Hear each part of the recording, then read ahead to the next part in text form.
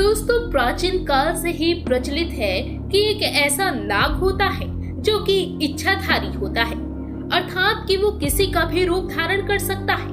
भारतीय सिनेमा में भी कई फिल्में इसके ऊपर बनाई गई हैं, जिनमें ये भी दिखाया जाता है कि इच्छाधारी नागिन कैसे पवित्र मणि की रक्षा करती है और अपने दुश्मन से बदला लेती है। इस घटना की शुरुआत होती है राजस्थान के सिरोही जिले से लगे हुए एक छोटे से गांव से, जहां पर एक विवेक नाम का व्यक्ति रहा करता था। विवेक बहुत ही गरीब इंसान था। उसके पास कुछ गाय थी और कुछ बकरियां भी थी। वो उन्हें चराता और उनका दूध बेचकर अपने पूरे परिवार का पालन पोषण करता। एक बार उसने अपने छोटे भाई को गायों को चराने के लिए भेजा, परंतु जब वो गाय चराकर वापस लौटा तो विवेक ने देखा कि इसमें तो एक गाय कम है, शायद वो जंगल में ही कहीं रह गई होगी। उसके बाद विवेक ने अपने छोटे भाई से कहा कि तुम यहीं रुको, मैं जंगल से गाय ढूंढ कर लाता हूँ। जब गाय को ढूंढते ढूंढते बीच जंगल में वो पहुंचा, तब उसने देखा कि सामने बहुत ही चमकीली चीज चमक रही। तो उसने सोचा कि जरूर ये कोई बेशकीमती हीरा होगा।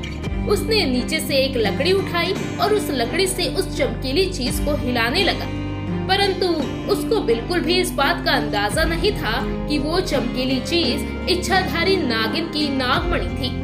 उसकी लकड़ी से थोड़ा हिलाने के बावजूद जब वो चमकीली चीज बाहर नहीं आई, तो उसने 2-4 बार लकड़ी से उस पर वार कर दिया। उससे उस इच्छाधारी नाग के सिर पर चोट लग गई और वो उसी समय वहाँ पर मर गया।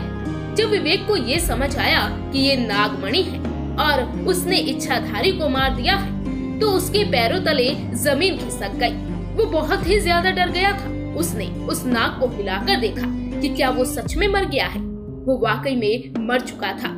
विवेक ने उस नागमणि को अपनी जेब में डाला और भागकर अपने घर की ओर आया, और उसने अपने घर में किसी को भी उस नागमणि के बारे में कुछ नहीं बताया था।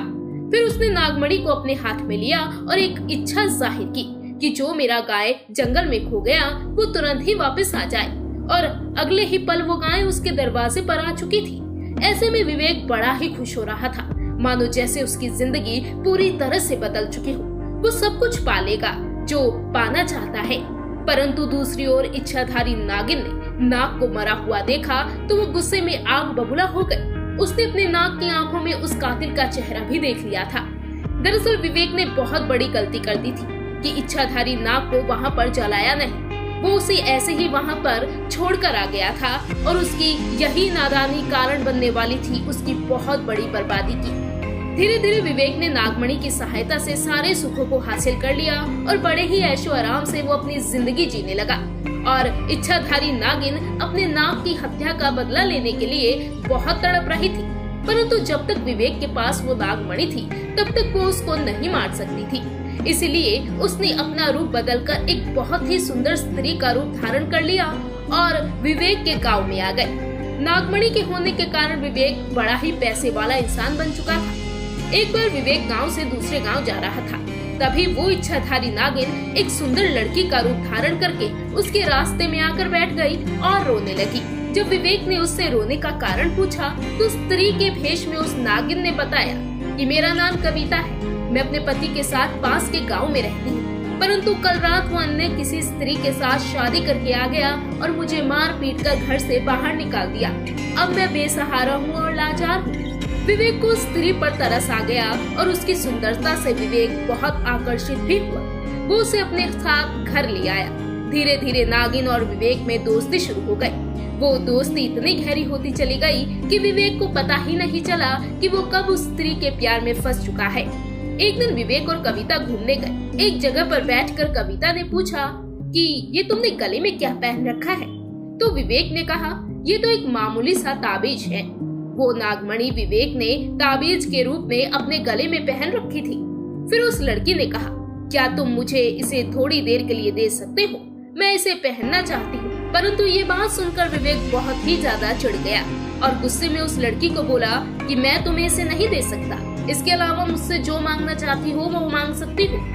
इसके बाद इच्छाधारी उस लड़की ने विवेक से कहा, तुम तो पहले बहुत बड़ी बड़ी बातें किया करते थे, मैं तुम्हारे लिए ये कर सकता हूँ वो कर सकता हूँ, परंतु मैंने एक छोटी सी चमकीली चीज क्या मांग ली, तुम उसे ही मुझे नहीं दे पा रहे हो। इसके बाद विवेक ने कहा, ठीक है, परंतु कुछ ही देर इसे पहनकर मुझे वापस कर देना।